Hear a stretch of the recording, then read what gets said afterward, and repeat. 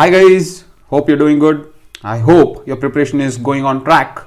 And episode 2 of Thinkers and Theory series is now live, and the episode 2 talks about a concept called tipping point. It was given by Thomas Schelling. Okay, so please go and watch it, make a note of this and try to use this concept in your answers to analyze different issues. That is how you have to make use of this Thinkers and Theories series. Okay, so with that, now I welcome you to yet another session of News in 30 minutes. And today we will discuss some of the important issues on the 21st of November 2023. Let's get on right with it. The first issue is a fact check unit that is unconstitutional. Okay, the government of Tamil Nadu has ordered a fact check unit which violates several fundamental rights and is riddled with many illegalities. Okay, so what has happened is the Tamil Nadu government has sent a government order, and according to the government order they will set up something called a fact check unit. Okay, and this fact check unit is basically to check all platforms. They want to check all platforms for any type of misinformation regarding the government of Tamil Nadu. Okay, so this is basically the government order. Alright, now this has something to do with the central government also doing a similar thing. Okay, a few months back the central government had also amended its IT rules that comes under the IT Act of 2000. Okay, so it had amended the IT rules, and let us see what the central government had done.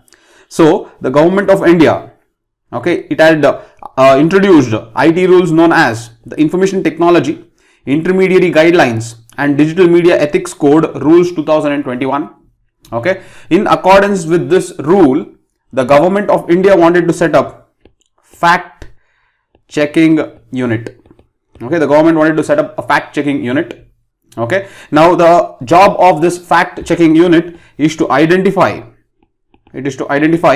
fake, false and misleading information with respect to any business of the central government.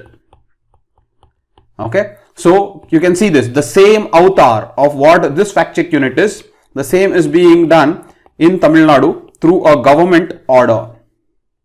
Okay, it is done through a government order. Okay, so what is the legality? What is the legality of such fact checking units? Alright, that is what we have to discuss. Now, this fact checking unit that is, that came out through the IT rules from the Union government, this was challenged in the Bombay High Court. Okay, the Bombay High Court has taken up this issue. Okay, and this particular issue is still in the court. There is no judgment as of now. However, the government has taken an undertaking. It has given an undertaking to the court, the Bombay High Court, that they will not set up the fact checking unit until the Bombay High Court gives its judgment. Okay, so currently that is the status of this fact checking unit. Okay, so we have to wait for the judgment. The judgment is set to be on December 1st. Okay, they will look into this issue on December 1st, and on the basis of what Bombay High Court tells, we have to see the legality of the fact checking unit. Okay, now the Madras High Court is looking into the fact checking unit of the government of Tamil Nadu, and the Madras High Court has told that it will wait till the decision taken by Bombay High Court. Okay, so it all rests on what decision will be taken on Bombay High Court regarding the legality of such fact checking unit. Okay, so this is the overall aspect of fact checking unit. See, now let us analyze the issue. Look, the reason why fact checking unit becomes very, very important is because of the era of misinformation, misguiding, deep fakes, okay, and false information. Okay, because we have such huge array of problems that are arising from information technology, we need to have some type of a backup mechanism to make sure that the perception towards the government is not changed, or the narrative towards the government is not put in a negative light. Okay, now this is what is most of the government concerned about, and hence they want to set up the fact checking unit. Okay, now this is fine. Fact checking unit is a necessity in the current days world because we are dominated by digital media, and digital media as digital anonymity, and this digital anonymity can create plethora of false information. Okay, so that is the analysis that shows that the requirement of fact checking unit is a very important aspect. Okay, but what is another analysis of this is? Another analysis is, see, when we take violation of fundamental right, okay, the important right that such fact checking unit can violate is Article 19(1)(a). 19(1)(a) says that we have freedom of speech and expression. Correct? So there can be, okay, the fear of expression if this fact checking unit is very biased. If this fact checking unit is strictly not allowing any type of expression, any criticism on the government's face, then it becomes a violation of freedom of speech and expression. And this is the major fear amongst most of the entities regarding the coming up of this fact checking unit. Okay, now what the government can argue is, the government has Article 9 of 2, which provides some type of reasonable restrictions. It provides some types of reasonable restrictions to freedom of speech and expression. Okay, so we have some type of reasonable restrictions to freedom of speech and expression. To give you, there are 6 reasonable restrictions. One is the sovereignty and integrity of India. Okay, the second is security of the state, that is India. The third is friendly relations with foreign states. Okay, the fourth is public order, decency or morality. Okay, be very clear with the wordings here: public order, decency and morality. Okay, the fifth is contempt of court, and the sixth is defamation or incitement to violence. Okay, so incitement to an offense, not violence, incitement to an offense. Really sorry. Yeah. So these are the 6 reasonable restrictions. Okay, that is there in Article 19(2), where a law can be made to restrict the freedom of speech and expression. Okay, again look at what I am telling. Article 19 of 1. Okay, Article 19 of 1 will provide us freedom of speech and expression, and Article 19 of 2 as reasonable restrictions. These are the 6 reasonable restrictions. However, such restrictions can occur only through a law. It cannot occur through a government order. Okay, government order is more or less like an executive decision. Okay, government order is more like an executive decision which cannot impose reasonable restrictions, abridging or violating the fundamental rights given in Article 19 of 1. So even if reasonable restrictions have to be invoked, it has to be invoked within the conformance of the law, and it has to derive, the restrictions have to derive its source from the law. So we can say the union government is allowing restrictions to come from the IT Act 2000. Okay, however, Tamil Nadu government is giving this as a government order, and this is unconstitutional. The Tamil Nadu government cannot give a government order that will restrict freedom of speech and expression under Article 19 of 2 under the reasonable restriction. It cannot happen, and it is violation of the fundamental right. That is the first thing.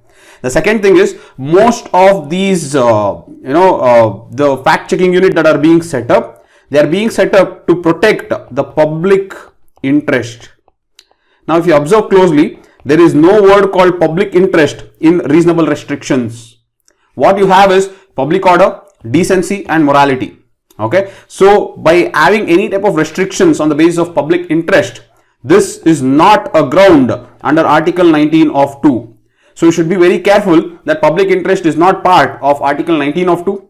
That is again a violation of fundamental right if they restrict Article 19 of 1 under the name or pretext of public interest. They cannot do that. Okay. The second is, if any type of reasonable restrictions has to be done, it has to be done with the conformance of the law, and it cannot be done with the conformance of government order.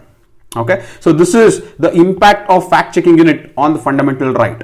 So overall, the government has to, while setting up the fact checking unit, balance Article 19 of 1 and Article 19 of 2. It has to balance this. The second thing that it has to balance is the federal relations between the center and the state.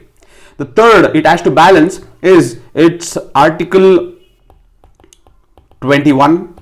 Okay, under any circumstances the fact checking unit should not in any way threaten the right to life and dignity. Okay, so the fact checking unit has to be designed in such a way that it is following the principle of multi stakeholders. Okay, if it doesn't follow the principle of multi stakeholders, for example, if I allow PIB to be a fact checking unit, PIB is a government body, and this completely will result in the loss of trust amongst the people if PIB is solely acting as a body that will screen information. Okay, so whatever fact checking unit is coming up, that should always follow the multi stakeholder principle. Okay, so these are some issues regarding the fact checking unit. So currently the Tamil Nadu government's initiative has been put on hold because the Madras High Court has told to wait for the decision of the Bombay High Court regarding the IT rules 2021 that has allowed the union government to create a fact checking unit. Okay, so this is regarding the first issue. I hope you understood this. Let us move to the second issue of the day. The second issue is China is keen on extending China-Myanmar economic corridor to Sri Lanka.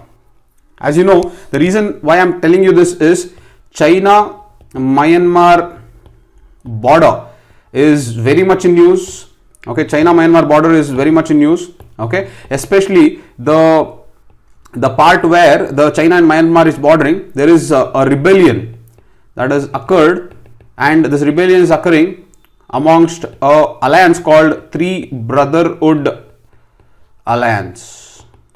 Okay, the Three Brotherhood Alliance are the rebel group, the rebel minority, and this rebel minority is fighting against the military group of Myanmar that is known as junta. So this is happening. So you have to have a very good eye over the China-Myanmar border. Okay, so please have a look at this. Especially see Shan State, Chin State, Rakhine State. These are all some of the districts or states within the Myanmar. Okay, these are some places within the Myanmar which are actually in news. Okay, so you should have a keen eye of this Myanmar. All right. However, to come back to this, the China-Myanmar economic corridor, which they call it as CMEC, you can see CMEC is the newest of the 6 land corridors under BRI. Okay, so CMEC is one of 6 corridors under the Belt Road Initiative. Okay, and it has assumed prominence in place of BCIM corridor, which was largely stalled. Okay, so that CMEC is replacing BCIM, that is Bangladesh, China, India and Myanmar corridor. Okay, the reason is India does not agree with the concept of BRI. It does not agree with the concept of Belt Road Initiative because it is against India's sovereignty. The reason why it is against or it is breaching India's sovereignty is one of its corridor moves through the Pakistan occupied Kashmir, which actually belongs to India. Okay, which already Pakistan has it has given it to China for the building of this project. So this is the reason why it affects India's sovereignty, and hence India has not agreed to the Belt and Road Initiative. Okay, so if I take, just to give you a background of what this is all about, if you have One Belt One Road Initiative, this One Belt One Road Initiative, that is OBOR, This has two components. One is the Belt and Road Initiative. This is constructing land corridors. That is one. The second is constructing maritime silk route. Okay, so these are the two components of OBOR. Okay, and India is not agreed to this concept of one belt one road, as I've already explained, because it breaches India's sovereignty along Pakistan occupied Kashmir. Okay, anyways, so we are talking, or we are interested in this land corridor in this article because it talks about the 6 corridors. Let me just give you the 6 corridors here. Now, as you can see, the first is China, Mongolia, Russia economic corridor. Okay, this is basically to improve the border trade with China. China shares its border with Russia and Mongolia, and it wants to improve its cross-border trade. Hence, it has allowed this, or it is constructing this land corridor. The next is New Eurasian Land Bridge Economic Corridor. Okay, this connects Jiangsu. Okay, this connects Jiangsu province of China with Rotterdam of Dutch or Holland. Okay, so it is connecting Jiangsu province of China with Rotterdam of Holland. Okay, the next is, you can see, the China Central Asia West Asia Economic Corridor. Okay, this will actually start from Xinjiang province of China, and from Xinjiang province it goes almost to Central Asia and then to West Asia. Okay, the next is the China Pakistan Economic Corridor. Okay, as I have told you, look at this. This comes along India's part. Okay, this part. Okay, since the corridor moves along the India's part, this is in breach of India's sovereignty, hence India is not part of this. Okay, however, this China Pakistan Economic Corridor comes from Xinjiang province up to the Gwadar port. Okay, up to the Gwadar port. Okay, the next is China Indochina Peninsular Economic Corridor. This is to connect China with Southeast Asian nations. This is to connect China with Southeast Asian nations. Okay, and the last, the one that is controversial, is the BCIM, the Bangladesh China India Myanmar corridor. This is not going to take off because India does not agree with this. It does not agree with the concept of one belt one road. Okay, so this particular project is stalled. So as a replacement, the China has come up with China Myanmar Economic Corridor. Okay, so that is what is called as CMEC. Okay, so this is being replaced with CMEC. Okay, this CMEC will link the China to Myanmar, and from Myanmar to Sri Lanka. Okay, so this is the basic idea. Okay, so I hope you got the 6 corridors. So you have one China Mongolia Russia Economic Corridor, the New Eurasian Land Bridge Economic Corridor, China Central Asia West Asia Economic Corridor, China Pakistan Economic Corridor, China Indochina Peninsula Economic Corridor, and the last is the China Myanmar Economic Corridor. So these are the ones. They usually will not ask with such depth, but it is always good to develop spatial sense. It will help you indirectly to deduce answers in your world mapping. Okay, so always don't expect the questions to come directly just because you have learned a concept. By reading this concept, you will be able to apply this in something else, and by applying it in something else, you will be able to deduce. Okay, this is a strategy of principles of deduction. Okay, in principles of deduction, you don't know which information will help you deduce where. You can use science to deduce environmental concepts, you can use geography to deduce historical concept, and henceforth that is what is deductions. So whatever you study, you will be able to apply it indirectly in some other questions, and with that attitude you should always read different concepts. Okay, however, so this is about the China Myanmar Economic Corridor and the issue of China Myanmar border. Okay, please track the issue that is happening in Myanmar. There are high chances that the question in prelims can come with regards to all the rebellion actions that are taking place in Myanmar. Okay, so this is about this issue. The next is the Gurmeet Ram Rahim out of jail again. What is parole? Why and how is it given? Okay, the reason why they are this issue is coming up is the Ram Rahim, this person had been given life imprisonment. So this person is a life convict. Now when they have calculated the amount of parole and furlough that this person has got, this person has got up to now total of 184 days of either parole or furlough. Okay, this person has got 184 days total days of parole or furlough. That is why the concept of parole and furlough is in news, and it's necessary for you to learn what is this furlough or parole. Okay, now before I start with this concept, we'll just read this out loudly. Parole is a system of releasing the prisoner with suspension of the sentence. The release is conditional, subject to the behavior, and requires periodic reporting for a set period of time. Okay, so the system of releasing, that is temporary. Okay, it is a temporary release of prisoners. It is basically as a means of reform and as a means to socially integrate. Okay, however, let me just now give you a little more technical aspect of what is this parole and furlough. Okay, just before I start with the differences between parole and furlough, what you should know is both this, for parole and furlough, both the terms are defined. The terms are defined in Prisoners Act. The terms are defined in Prisoners Act 1894, and it is also defined in the Prisoners Act of 1900. So both these acts define the terms parole and furlough. Okay, so you should know this, it is defined. All right, now with that, let us go into what is the difference between parole, okay, and what is the difference between furlough. Okay, both are temporary. Both are temporary. When I say temporary, it means temporary release of prisoners. Okay, both are temporary release of prisoners. Second, the prisoner will make a request. The prisoner will make a request. The prisoner will be entitled. Okay, this is the prisoner will entitled. Entitled means the prisoner has the right. Okay, so when prisoner makes the request, the authorities can deny the request. Here, since it is the right of the prisoner, the authorities cannot deny.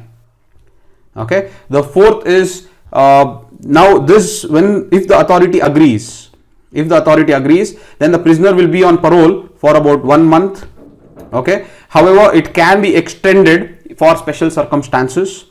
Now furlough, as I told you, is a basic right of the prisoner, and this basic right cannot be breached. So the authorities have to agree. So once they agree, the furlough is about 14 days per year. It is 14 days per year. Okay, now this furlough can be disallowed. It can be disallowed for certain convicts, like rape convicts, or if it is of heinous crime. Okay, in such cases the furlough can be disallowed. Okay, so this is the difference between a parole and a furlough. Furlough is basically a right based concept where you give a chance for these people to go and just have a look at their families, and this becomes very important to maintain their mental health. Okay, and parole basically is a tool for social rehabilitation. It's a tool for social rehabilitation. Okay, so I hope you understood the difference between parole and furlough. And what you should also understand is these parole and furlough are different. Though the concept is the same, they are different rules when it comes to different states. There are different rules when it comes to different states. Hence, it is not completely uniform, but overall this is what is defined in the Prisoners Act 1894 and Prisoners Act 1900.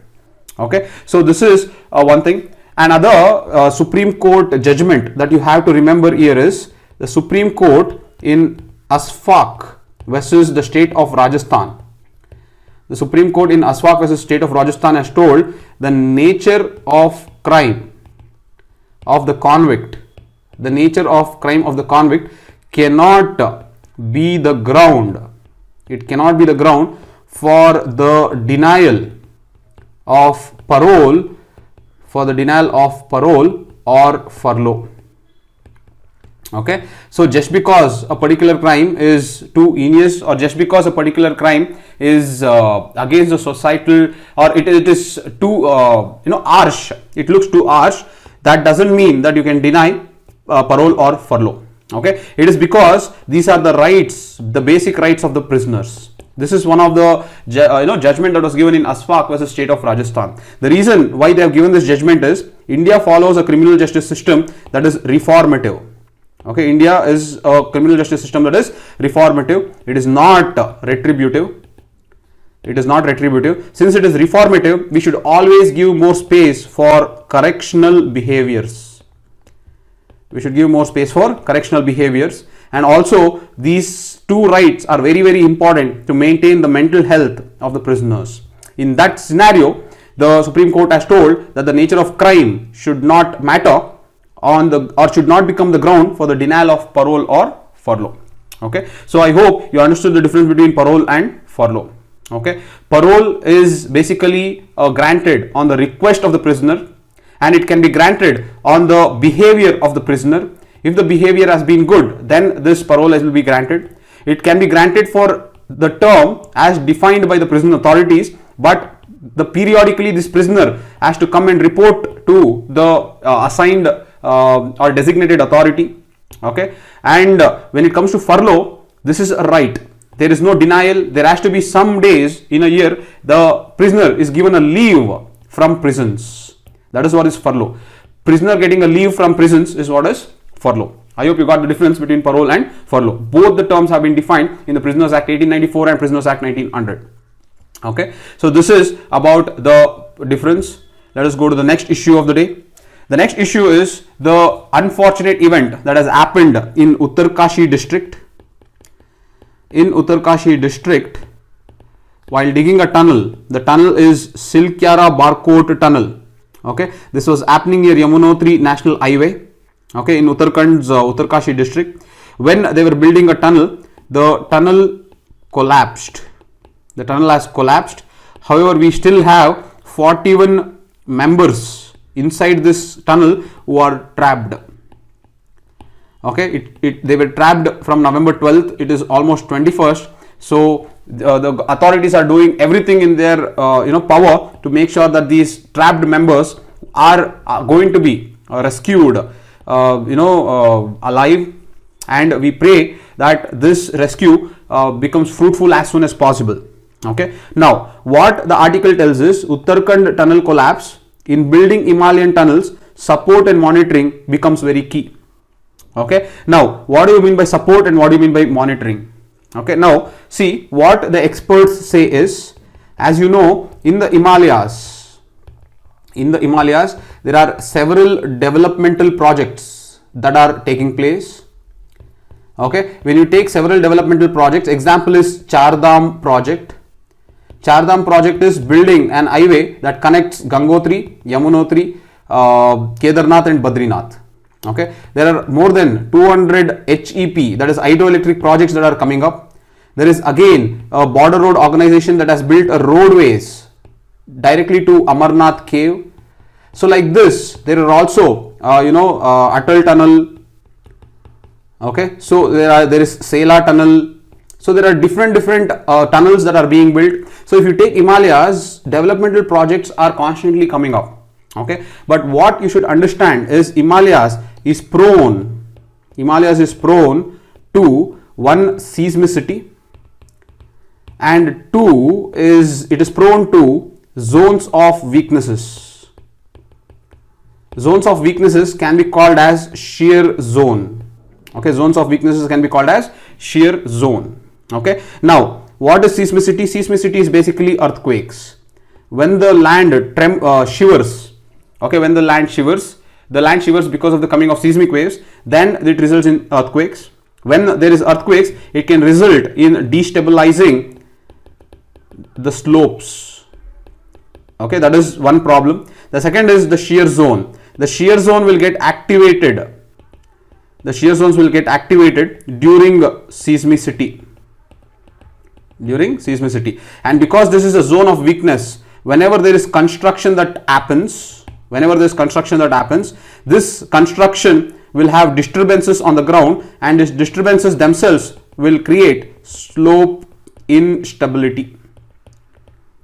Okay, so what this author or what the article tells is two things. We have to have a support and we have to have a monitoring. Okay, so what do you mean by that? It means that if there are shear zones, there are faults, there are joints, there are fractures, okay, all these are zones of weaknesses. So one, you have to be monitoring. The second is there has to be a support. Okay, when they talk about monitoring, it is geological prospecting. Okay, so let us say that if there is a mountain and if I have to build a tunnel across this mountain, okay, now before I build the tunnel across this mountain, we have to geologically check this region for any types of shear zones or weaknesses. Okay, this checking of this mountain for shear zones and weaknesses is what is geological prospecting. Okay, now after checking and understanding this shear zones, the next is support. Support is to increase the strength along this shear zone. Okay, so how do you increase the strength along this shear zone? You increase the strength by adding steel ribs, okay, by adding rock bolts, by adding shotcretes. Okay, just like concrete, there is shotcrete. Okay, so like this, by adding these, you are going to increase the strength of the shear zone. Okay, so in this manner, we have to make sure that there is constant monitoring, and wherever there is zones of weaknesses, there has to be constant support. Only with this, we'll be able to build developmental projects in Himalayas. Otherwise, we'll keep coming across such problems.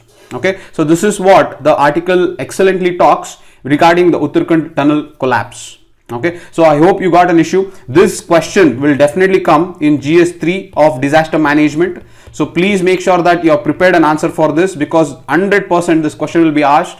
Okay, and there are also chances that this question can be asked as a case study in GS4. They can ask you that this has happened, and you as a district magistrate or you as a head of the National Disaster Management Authority, what are the steps that you are going to take? So when such case studies come, you have to handle technical aspects, you have to also handle emotional aspects and ethical standards. Okay, so this is how you have to handle this case. So the questions can come in any way. So your analysis should always be broader based. You should never narrow your mind to only one topic at one go. You should always learn the topic at a very broader level, that you can use it in different papers, not only in GS3 but also in GS4. Okay, so I hope you got this issue. Alright, so let us go to the next issue, the last issue that is again recurring again and again. That is, the Supreme Court notes Tamil Nadu's contention that the governor has no discretion to withhold repassed bills.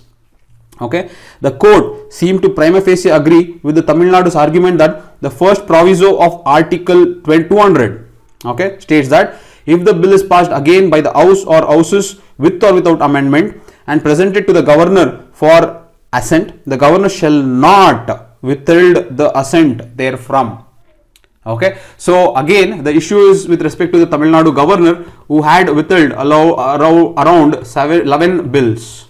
Okay, not only this, before this Telangana government had gone to the Supreme Court for the governor withholding bills. Now the Kerala government has also gone now with the same context of the governor withholding around 8 bills. Okay, so this issue is constantly recurring, and Article 200 is constantly in use, so you should have a good idea about it. Okay, now to just give you a context of what is happening in Tamil Nadu, see, I'll just tell you, Article 200 gives governor 4 different options. Okay, so once the bill is passed by the assembly, the governor can perform 4 functions. One, the governor can give assent to the bill. That's this one. When the governor gives an assent to the bill, then it becomes an act. The second is the governor can withhold the bill. Okay, that is, the governor can take no action. That is known as withholding the bill. The third is the governor can return the bill for reconsideration. Okay, this is the third option. And the fourth is the governor can reserve the bill. The governor can reserve the bill for the president. Okay, so these are the four options available to the governor. Now, as you saw, the first option is giving assent to the bill, it becomes an act. This is the most controversial part.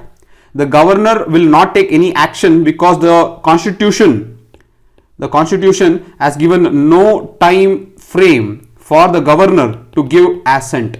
So when the governor has no time frame, the governor can take their own sweet time to approve the bill. So this kind of becomes the withholding of the bill. Okay, the next is returning the bill for reconsideration. Now this is what Tamil Nadu is arguing. If the bill is returned for reconsideration and if the bill is then again passed by the assembly, it is again passed by the assembly, and while passing there can be amendments, there can be no amendments. Okay, so if the bill is again passed by the assembly with or without amendments, now the governor has to mandatorily give his assent to the bill. Okay, so the governor has to mandatorily give his assent to the bill. So the moment the bill is returned by the governor to the assembly, the bill is passed again by the assembly. This bill acts like a money bill. Just like how a money bill has to be given assent by the governor, this bill also, that is reconsidered, which is repassed by the house, okay, with or without amendment, it has to be getting assent. Now let me tell you what has happened here. In case of Tamil Nadu, the governor has withheld 11 bills, okay, and the governor has resent the bill with one line. Okay, the governor has not, according to him, the governor has not returned the bill. The governor has resent the bill with one line telling that I withhold consent. The governor has written this, I withhold consent, and then the governor has resent these bills. Okay, now the governor has written this and sent. How the Tamil Nadu government has interpreted this, the Tamil Nadu government is interpreting this in the lines of the third provision, that is returning the bill for reconsideration. Now the Tamil Nadu government is arguing that since the governor has returned the bill and we have called a special session where we have repassed the bill, it doesn't matter with or without amendments, we have repassed the bill. Now it is incumbent upon the governor to pass the bill. Now that this argument is being also agreed by the Supreme Court. The Supreme Court also tells that if the bill is returned and the bill is then repassed, if the bill is repassed, look at this word, if the bill is repassed by the assembly, the governor has to give the assent to the bill. That is what the Supreme Court has told. So the repassing of the bill is similar to returning the bill. Okay, the bill is returned and the bill is again passed by the assembly. Okay, so I hope you got the clarity. All right, so that is what has happened in Tamil Nadu. Now read this again. The Supreme Court notes that Tamil Nadu's contention that the governor has no discretion to withhold. Look at this, repassed bills. Okay, repassed bills is the Tamil Nadu government has called for a special assembly and it has repassed all the bills that were withheld by the governor. Okay, the governor is now compelled to give his assent to the bill. Okay, because it takes the form of a money bill. Just like a money bill, even this bill has to be mandatorily given assent. This is stated in Article 200. So this is the current issue. Okay, however, governor is one issue that is constantly making news, so you have to have a very good idea about the governors. To just give you a list of the Supreme Court judgments, regarding the governor, the one and the most important is Shamsher Singh versus the state of Punjab. Okay, this is a very important Supreme Court cases. I have discussed all this in the previous video, so I am just going to give you the list of cases in which the Supreme Court judgments have limited or have explicitly told the powers of the governor. The next is S.R. Bommai case of 1994.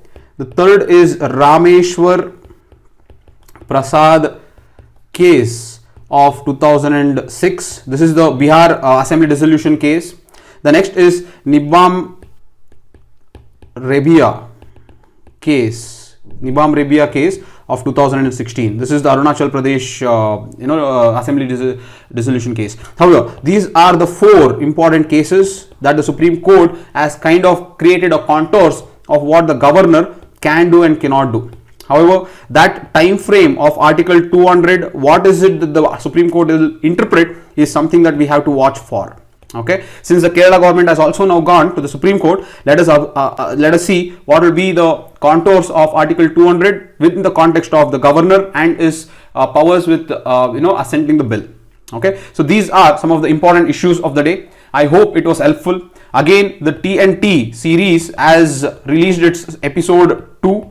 Okay, please make sure that you comment if there is any improvement or any suggestions that you want from our side regarding that program. Okay, and if it is helping us, please support us by sharing this video with all the other friends and peers that you have, so that we get more views. That keeps us incentivized. Okay, so thank you so much for all the love and support, guys. Please like, share and subscribe. I'll see you tomorrow. Bye, guys.